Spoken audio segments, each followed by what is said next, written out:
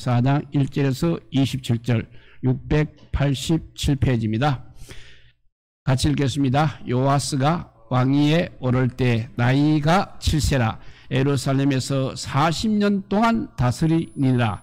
그의 어머니의 이름은 시비아요 브엘세바 사람이더라. 제사장 여호야다가 세상에 사는 모든 날에 요아스가 여호와 보시기에 정직하게 행하였으며 여호야다가 그를 두 아내에게 장가들게 하였더니 자녀를 낳았더라.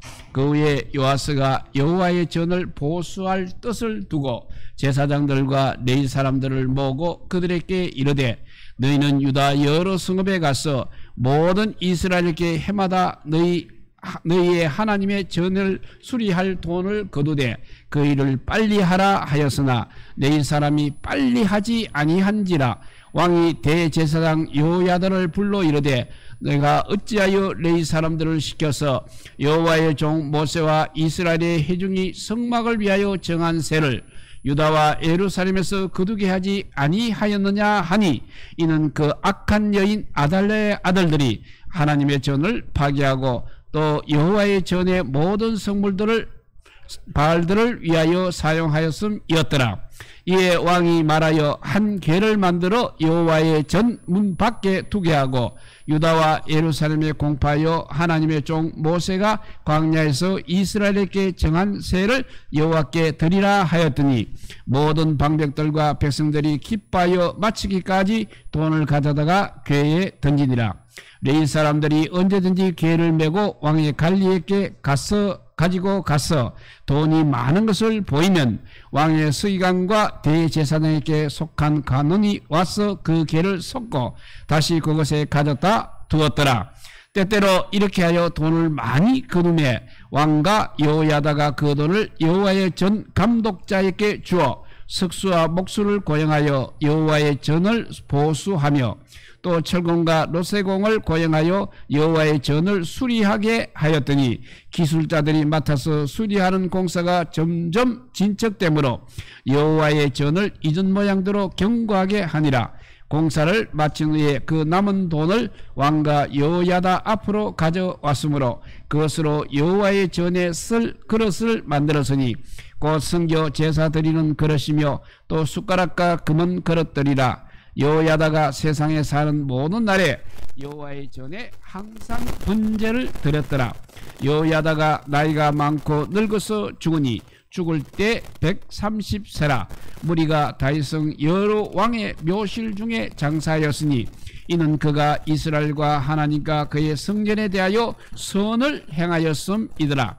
여호야다가 죽은 후에 유다 방백들이 와서 왕에게 절하며 왕이 그들의 말을 듣고 그의 조상들의 하나님 여호와의 전을 버리고 아세라 목상과 우상을 섬겼으므로 그 죄로 말미암아 진노가 유다와 예루살렘에 임하니라. 그러나 여호와께서 그들에게 선지자를 보내사 다시 여호와께로 돌아오게 하려 하시매 선지자들이 그들에게 경고하였으나 듣지 아니하니라. 이에 하나님의 영이 제사장 여호야다의 아들 스가랴를 감동시키심에 그가 백성 앞에 높이 서서 그들에게 이르되 하나님이 이같이 말씀하시기를 너희가 어찌하여 여호와의 명령을 거역하여 스스로 형통하지 못하게 하느냐 하셨나니 너희가 여호와를 버렸으므로 여호와께서도 너희를 버리셨느니라 하나 무리가 함께 깨하고 왕의 명령을 따라 그를 여호와의 전뜰 안에서 돌로 쳐 죽였더라. 요아스 왕이 이와 같이 스가랴의 아버지 여호야다가 베푼 은혜를 기억하지 아니하고 그의 아들을 죽이니 그가 죽을 때 이르되 여호와는 감찰하시고 신원하여 주옵소서 하니라. 1주년 말에 아람 군대가 요아스를 치려고 올라와서 유다와 예루살렘에 이르러 백성 중에서 모든 방백들을 다 죽이고 노력한 물건을 다메섹 왕에게로 보내니라. 아람 군대가 적은 무리로 왔으나 여호와께서 심히 큰 군대를 그들의 손에 넘기셨으니 이는 유다 사람들이 그들의 조상들의 하나님 여호와를 버렸음이라. 이와 같이 아람 사람들이 요아스를 징벌하였더라. 요아스가 크게 부상하며 적군이 그를 버리고 간 후에 그의 신하들이 제사장 여호야다의 아들들의 피로 말미암아 반역하여 그를 그의 침상에서 쳐 죽인지라. 다윗성에 장사하였으나 왕들의 묘실에는 장사하지 아니하였더라. 반역한 자들은 암몬 여인 시므앗 아들 사밧과 모압 여인 시브리의 아들 여호사밧이더라. 요아스의 아들들의 사적과 요아스가 중대한 경책을 받은 것과 하나님의 전을 보수한 사적은 다 열왕기 주석에 기록되니라. 그의 아들 아마샤가 대신하여 왕이 되니라. 아멘. 남유다의 이 오늘 주인공인 요아스 왕은 어쩌면 자립하지 못하는 그런 신앙이었습니다. 그가 그런 신앙이었다는 것은 5가지 측면에서 우리가 추측해 볼 수 있는 것입니다. 열왕기 하의 12장 2절에 보면 요아스가 제사장 여호야다의 교훈을 받을 동안에 여호와 보시기에 정직히 행하였다고 하였습니다. 그 까닭은 그의 자립적인 신앙이 아니고 순전히 여호야다의 교훈을 받아 여호와 보시기에 정직히 행하였다고 하니 그의 신앙이 아직까지도 제대로 자라지 못한 상태인 것을 알 수 있습니다. 그리고 오늘 역대하 24장 14절에 보면 여호야다가 세상에 사는 모든 날에 여호와의 전에 항상 번제를 드렸다 했습니다. 이것은 이스라엘 백성들이 여호와의 전에 그래도 끊임없이 번제를 드릴 수 있었던 것은 제사장 여호야다의 신앙적인 지도가 있었음을 암시해주고 있는 것입니다. 그리고 오늘 역대하 24장 3절에 보면 여호야다가 왕으로 2 아내에게 장가들게 하였다고 했습니다. 일평생 가장 중요한 일들 중에 하나인 결혼을 또 여호야다가 주장할 수 있을 정도면 요아스 왕의 신앙에도 영향을 미칠 수 있었다는 사실을 또한 우리에게 암시해주고 있는 것입니다. 그리고 오늘 12절에 보면 왕과 여호야다가 그 돈을 여호와의 전 감독자에게 주었다고 하였습니다. 성전 수리가 끝난 후에 그 남은 돈을 왕과 여호야다의 앞으로 가져왔다고 하였습니다. 그래서 그 다음에 16절에 보면 여호야다가 이스라엘과 하나님과 그의 성전에 대하여 선을 행하였다고 합니다. 그러니 성전 수리하는 일에 있어서도 마찬가지로 제사장 여호야다가 왕을 많이 도와 깊이 관여한 사실을 보여주고 있는 것입니다. 왕이 성전 수리하는 일에 제사장 여호야다가 깊이 관여하였다면 그의 신앙에도 관여했을 것이라고 암시를 주고 있는 것입니다. 또 22절에 가보면 요아스 왕이 이와 같이 스가랴의 아버지 여호야다가 베푼 은혜를 기억하지 아니하고 그의 아들을 죽였다고 하면서 제사장 여호야다가 요아스 왕에게 은혜 베푼 사실을 보여주고 있습니다. 은혜를 이렇게 베풀었다면 신앙적인 은혜도 베풀었을 것입니다. 신앙적인 은혜를 또 베풀었다는 것은 요아스 왕의 신앙이 아직도 자라지 못한 상태에 있었기 때문에 신앙적으로 도왔다는 말씀이 되는 것입니다. 이 5가지 추측 말고도 요아스 왕이 왕위에 오를 때 그의 나이 7세입니다. 그러니 인간적인 면에서도 요아스 왕이 제사장 여호야다의 신앙적인 지도를 많이 받아야 된다는 것은 우리가 상식적으로 이해가 가는 것입니다. 그러나 불행히도 제사장 여호야다가 죽은 후 이런 신앙 상태에 있던 요아스 왕의 신앙이 결국 무너져 내리는 사실을 우리는 또 6가지 모습으로 성경에서 볼 수 있는 것입니다. 오늘 본문 17절 18절을 보면 여호야다가 죽은 후에 유다 방백들이 와서 왕에게 절하매 왕이 그들의 말을 듣고 조상들의 하나님 여호와의 전을 버리고 아세라 목상과 우상을 섬겼다고 했습니다. 그러니 요아스 왕은 불신앙적인 말에 이런 귀를 기울이는 그야말로 큰 실수를 하였던 것입니다.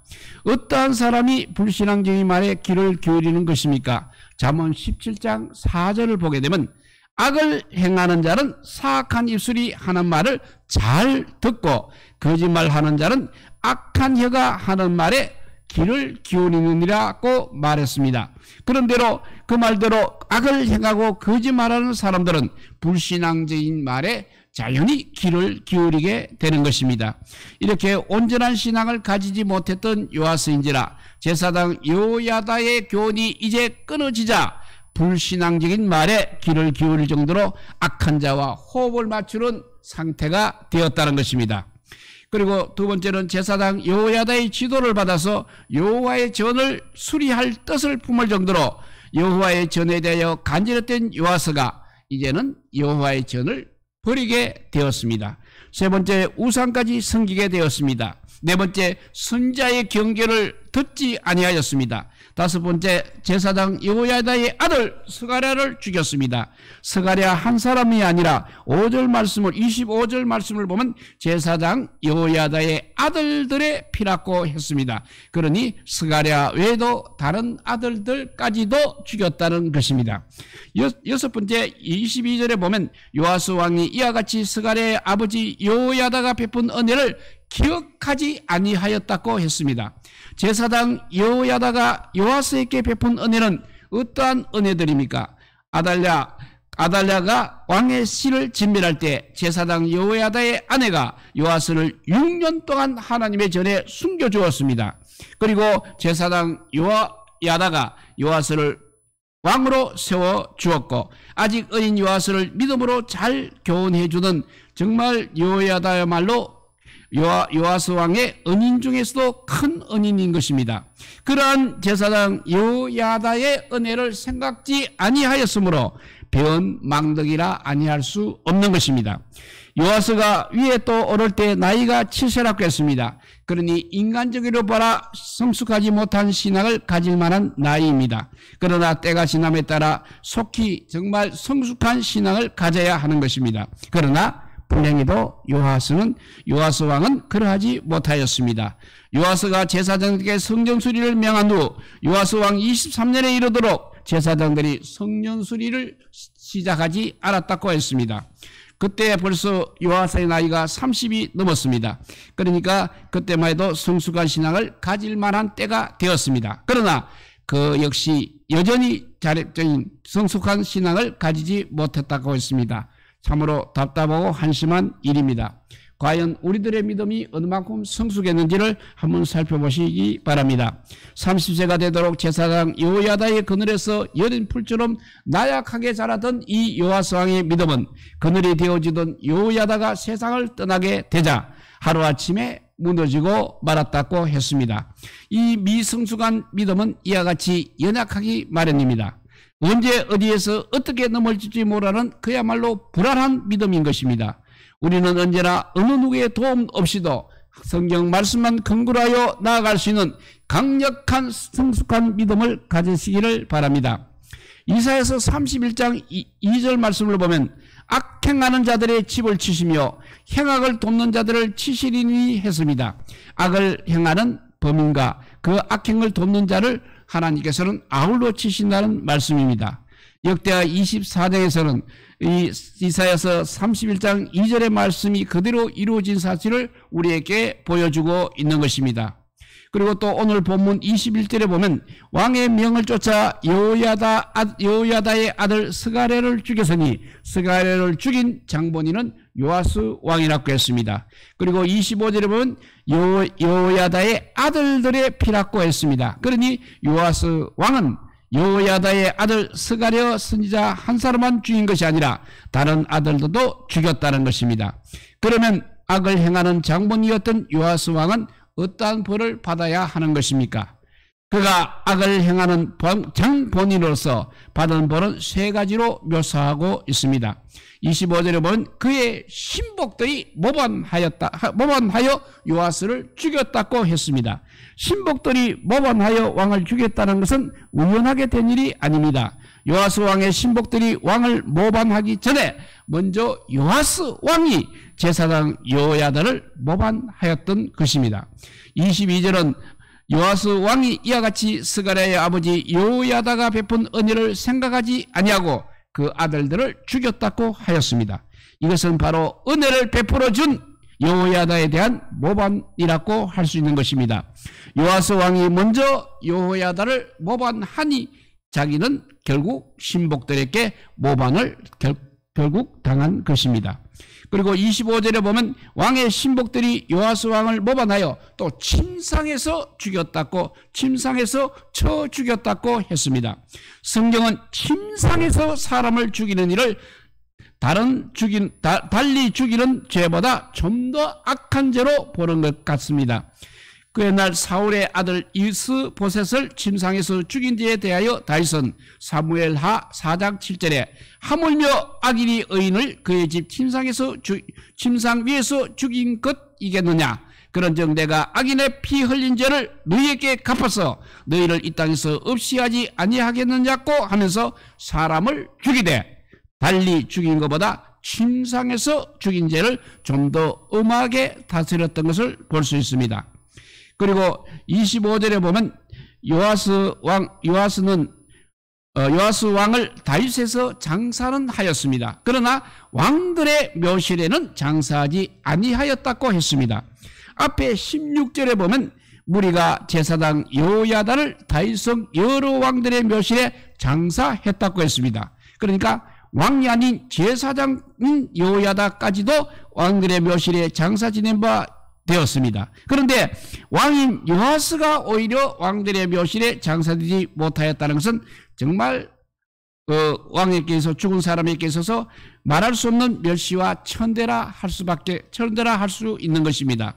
이와 같이 제사장 여호야다의 아들 스가랴를 죽이는 일에 장본인이 된 이 요아스 왕은 죽임을 당하되 또 신복들에게 모반을 당하여 침상에서 죽었을 뿐만 아니라 왕들의 묘실에도 들어가지 못하는 비참한 죽음의 보응을 받았다는 것을 볼 수 있습니다. 요아스 왕은 그래도 하나님의 성전을 수리하는 아름다운 일을 하기도 하였습니다. 그러나 더욱이 제사장들이 성전 수리하는 일을 서두르지 아니하자 대제사장 여호야다와 제사장들을 독촉하면서 일을 서둘렀습니다. 이와 같이 하나님의 성전에 대하여 열성이 간절했던 그 요아스가 아람이 예루살렘을 공격하자 선대 왕들이 구별하여 드린 모든 성물과 자기가 구별하여 드린 성물과 그리고 여호와의 전 곡간과 왕궁에 있는 금을 다 취하여 아람 왕께 바쳤습니다. 한때는 하나님의 성전을 위하여 그처럼 간절했던 요아스가 조상들과 자기가 구별하여 드린 성물들을 아람 왕께 보내니 그러면 어떻게 된 일입니까? 요아스 왕은 처음부터 이렇게 미성숙한 믿음으로 그렇게 된 것 같습니다. 그러나 그보다도 우리는 인간 요아스를 생각해 보게 됩니다. 요아스도 결국은 범죄한 아담의 자손입니다. 아담의 피를 타고 난 아담의 인간 자손입니다. 인간 속에는 언제나 어디서 어떻게 무너질지 알 수 없는 이런 변덕과 약함이란 뿌리와 씨가 항상 깃들여 있는 것입니다. 요아스도 그러한 인간이기 때문에 그 속에 깃들려 있던 변덕과 약함이 이렇게 작용한 것입니다. 요아스의 약함은 이거로만 끝난 것이 아닙니다. 대제사장 여호야다가 세상을 떠나자 그는 그 열조의 하나님 여호와의 전을 버렸다는 사실입니다. 두 번째는 아세라 목상과 우상을 섬겼다는 것입니다. 그리고 세 번째는 그를 경고하는 선지자들의 경고를 듣지 않았다는 것입니다. 그리고 마지막 네 번째는 심지어 자기의 은인인 여호야다의 아들 스가랴를 죽이기까지 하였다고 했습니다. 터진 방축에서 흘러나오는 물이 사정없이 밀어 닥치듯이 인간 요아스의 믿음의 방축이 이렇게 무너지니까 그 속에서 흐르는 탕류가 사정없이 흘러가고 있는 것을 볼 수 있습니다. 왜냐하면 요아스 왕도 결국은 범죄한 아담의 자손이요 인간이기 때문에 그런 인간이었기 때문인 것입니다. 요아스만이 아담의 자손, 요아스만이 아니라 우리의 아담의 자손인 인간들은 다 그러하다고도 볼 수 있는 것입니다. 예를 들면 남유사 왕 3대 왕 아사는 그 부친이 구별한 물건과 자기가 구별한 물건 곧 은과 금과 기명들을 하나님 전에 드릴 정도로 하나님의 전에 대해서 생각이 간절했던 왕이었습니다. 그런데 이스라엘 왕이 유다를 치러 올라오자 그는 여호와의 곡간과 왕궁의 곡간에 은금을 취하여 또 아람 왕에게 보내면서 자기를 도와주기를 청하였습니다. 한때는 이렇게 하나님의 성전을 위하여 그처럼 간절했던 왕이었지만 그도 역시 범죄한 아담의 자손이요 인간인지라 그 속에 기들었던 변덕과 약함이 이렇게 작용하고 있었던 것입니다. 그리하여 성전의 물건을 아람에게 보내는 것만으로 그치지 않고 그를 경고하는 선지자까지 오게 가두는 일까지 저질렀던 것입니다. 한때는 그래도 여호와의 도를 지키고 악하게 하나님을 떠나지 아니하였으며 그 모든 규례를 자기 앞에 모시고 윤례를 버리지 아니하였고 그 앞에 완전하여 제약에서 스스로 지키고 그렇게 살아왔던 위대한 다윗 왕도 바세바와 더불어 간음하고 그 가람들을 가리기 위해서 바세바의 남편 우리아를 죽이는 잔인한 일을 할 줄을 누가 알았겠습니까? 그래서 마태복음 26장 33절에 보면 모두 주를 버릴지라도 나는 결코 버리지 않겠나이다 라고 큰소리치던 그 베드로가 그날 밤에 나는 예수를 모른다고 맹세까지 하면서 부인할 줄을 또 누가 알았겠습니까? 이렇게 앞에 요아스 왕 그리고 그 앞에 아사 왕 그리고 다윗 베드로가 우리보다 못나서 그렇게 되었겠습니까? 그렇지는 않겠습니다. 그렇지는 않습니다. 누구를 막론하고 이렇게 아담의 자손 인간들에게는 누구나 이와 같은 변덕과 약함이 있다는 것입니다. 우리는 우리 자신의 결심을 결단코 믿을 수는 없는 것입니다. 한때는 바위돌같이 굳게 결심했던 그 결심이 다음날 모래같이 한순간에 무너지는 일이 얼마든지 있을 수 있다는 것입니다. 그래서 잠언 28장 26절은 보면 자기의 마음을 믿는 자는 미련한 자라고까지 하지 않았습니까? 베드로도 자기가 아담의 자손인 인간인 줄을 모르고 자기 마음과 결심을 믿었다가 그렇게 실패한 것입니다. 우리도 이 자리에서 자신의 신분을 한번 살펴보시기 바랍니다. 우리는 천사가 아닙니다. 결국 우리는 아담의 자손이고 인간입니다. 우리 피 속에 아담의 피가 여전히 흐르고 있다는 것입니다. 우리 마음속에 변덕과 약함의 뿌리와 씨가 곁들여 있는 것입니다. 그러니 우리의 결심은 언제 무너질지 모르는 것입니다. 그러므로 우리는 시편 119편 117절의 시인처럼 나를 붙들소서 라고 하면서 하나님의 붙드심을 받아야 합니다. 그리고 내게 쫓아서 강하게 하시는 하나님의 도우심으로만 이 험악한 세상을 그래도 믿음으로 살아갈 수 있는 것입니다. 우리 한평생이 그렇게 믿음으로 살 수 있기를 바랍니다. 역대하 오늘 24장에서 요아스 왕이 하나님을 버렸다는 말이 20절과 24절 이렇게 두 번 나오고 있습니다. 그가 하나님을 버린 결과는 어떻게 되었습니까? 여호와께서 결국 그를 버리셨습니다. 역대하 15장 2절에서 하나님의 신이 오뎃을 통하여 너희가 만일 그를 버리면 그도 너희를 버리시리라고 말씀하신 대로 요아스가 하나님을 버리니 하나님께서도 요아스를 버렸다는 것입니다. 역대하 12장 5절에 보면 선지자 스마야가 너희가 나를 버렸으므로 나도 너희를 버려 시삭의 손에 넘겨놓으라고 말한 대로 노보안과 방백들이 하나님을 버리니 하나님께서도 그들을 버리셨습니다. 두 번째 결과는 요아스를 결국 아람 군대에게 하나님께서 붙이셨습니다. 오늘 24절에 보면 아람 군대가 적은 무리로 왔습니다. 그러나 여호와께서 심히 큰 군대를 그 손에 붙이셨다고 하였습니다. 그렇게 하신 까닭은 24절에 보면 이는 유다 사람들이 그들의 조상들의 하나님 여호와를 버렸음이라고 말하고 있습니다. 요아스가 하나님을 버리니 하나님께서는 유다의 그 힘이 큰 군대를 아람 군대의 손에 붙이셨던 것입니다. 세 번째는 신복들에게 모반을 당하게 하셨습니다.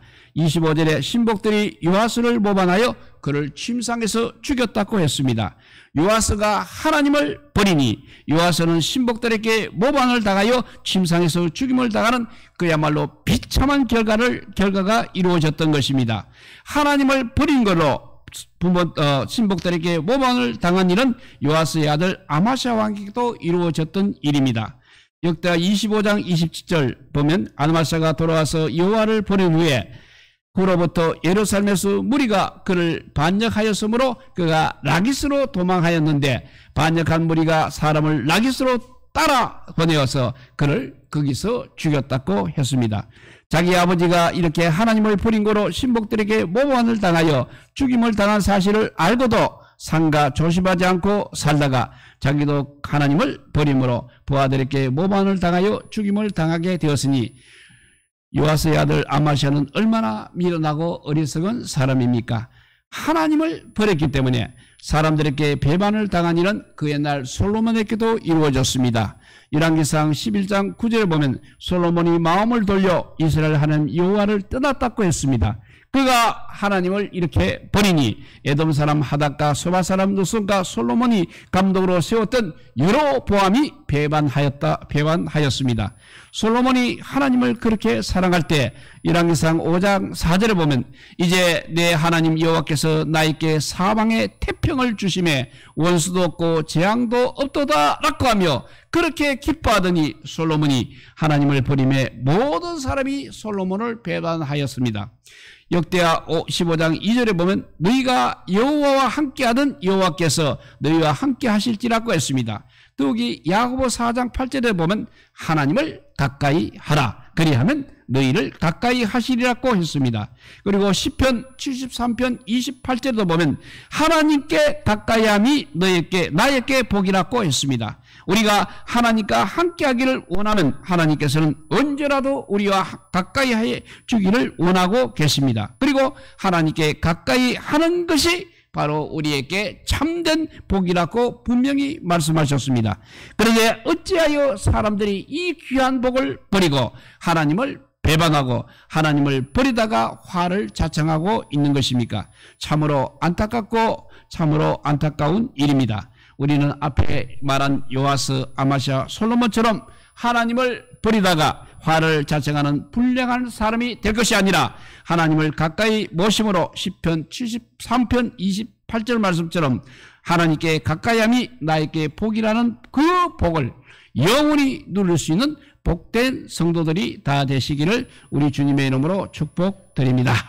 기도하겠습니다. 사랑의 하나님 감사합니다.